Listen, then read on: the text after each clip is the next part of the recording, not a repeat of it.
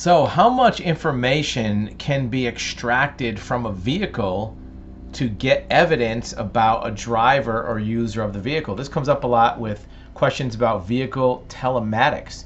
And if you have a car that's being used by somebody else or a vehicle that actually has some evidence in it, people a lot of times want to know, what is your vehicle doing to spy on you? Well, we're going to take a look at one example. This happens to be from Nissan. Now, we're not picking on Nissan. We're not saying they're doing anything different than anybody else. These privacy notice terms and conditions are very similar to many other vehicle manufacturers. And it says that they collect this information for certain reasons. We collect personal data and non-personal data about your vehicle and you from our platforms and services as described below. We're going to take a look at those. What can they collect? You're going to be very surprised at what a vehicle knows about you and what it can find out about you. First, it starts with data. What information does it collect? Contact information, name, email, phone number, geolocation from your connected vehicle. So that is where you're located. That's like GPS. Even if your vehicle isn't a connected vehicle, your device is connected to the vehicle through Bluetooth. And it can be inferred from your IP address and your postal code. So even if your vehicle is not an advanced vehicle that has a lot of telematics in it, if you connect your vehicle to the infotainment system, it can figure out where you are from your IP address and from your phone. Social security number, service or warranty information, employment information, and the like. So how else do they get information to connect with everything else? When you purchase a vehicle, they have your name and address. But if you post on social media, they're going to take that and connect it to the other data they have. So it builds a profile of you. If you sign up to receive emails, if you go to websites that use cookies, not just their website, but even other websites, they will connect that to you. And it says that right here. Nissan may also combine information it collects with data from other sources. We may combine information collected offline from the vehicle and combine it with third-party information. So again, we're not picking on Nissan. Many other manufacturers have the same parameters. And here's where it gets good. Here's the kind of information they can collect. Your vehicle's operation, including without limitation. So they're not limiting themselves. The VIN number, geolocation, and navigation information, so it can tell where you went. It can draw little breadcrumbs where you went. The speed and distance information, driving habit and style. What does that mean? Are they saying you're driving recklessly? Are you driving too slow, too fast? Are you speeding? Battery use for electric vehicles, that's fine. Diagnostic trouble codes, that's fine. Your use of vehicle and corresponding services, websites, and smartphone applications. So if you're in your car and you're using your smartphone, even to go on your mail, to go on other websites, it can track that. Vehicle status information, door locks, open doors, engine status. It can tell when you open the door, close the door, is there somebody sitting in the seats because of the sensors.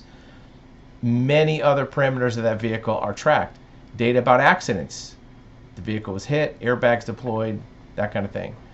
So it tracks a lot. Now, what else can it put together? Well, first of all, Nissan may not respond to do not track beacons or tags. That means that if you put something on your computer or your phone to not be tracked, they might not respond to them. They might just say, too bad, we're tracking you, allegedly. So now let's take a look at the categories of information they collect and disclose. That's a key. Who do they disclose this to? Here's the categories. And let's look at the columns, the type of data, and then the last column is third parties to whom they're disclosed. First is financial information, bank account, credit card, or debit card. So this may come, who knows if this comes from the vehicle or not, right? If you're putting your credit card in on your phone, can they use that? Commercial information, including of records of personal property, products that have been serviced from website and tracking technologies. Does that come from the vehicle? They can use that for service providers, marketing, and promotional partners. Promotional partners, that means third parties, outsiders. They can also track your internet or network activity, browsing history, search history, information with a website, and they can provide that to service providers, marketing partners. So can they get that from your phone used in the car. Well, they said they could. That's a platform, right? Platform use. And they can use it for basically whatever they want. Information collected from the vehicle. They can use that for service providers, third-party marketing, and service providers for the provision of services. So they can get that from the vehicle. Geolocation data, they can get that from platforms, websites, and from the vehicle. They can use that for marketing and promotional partners. Again, they can use it for partners. Here's the key. They can make inferences drawn from any personal data to create a profile about a customer reflecting preferences, characteristics, psychological trends, predispositions, behavior. So they can make an inference about your behavior, intelligence, attitudes, abilities. They can make inferences by collecting and compiling this. What can they use it for? Service providers, marketing, third parties for operational purposes. Right? So here's the key words. Inferences, they can make their own inference. Inference means basically an opinion. They can make an opinion about psychological trends, behavior, intelligence, abilities, and attitudes maybe even. Here's the big one.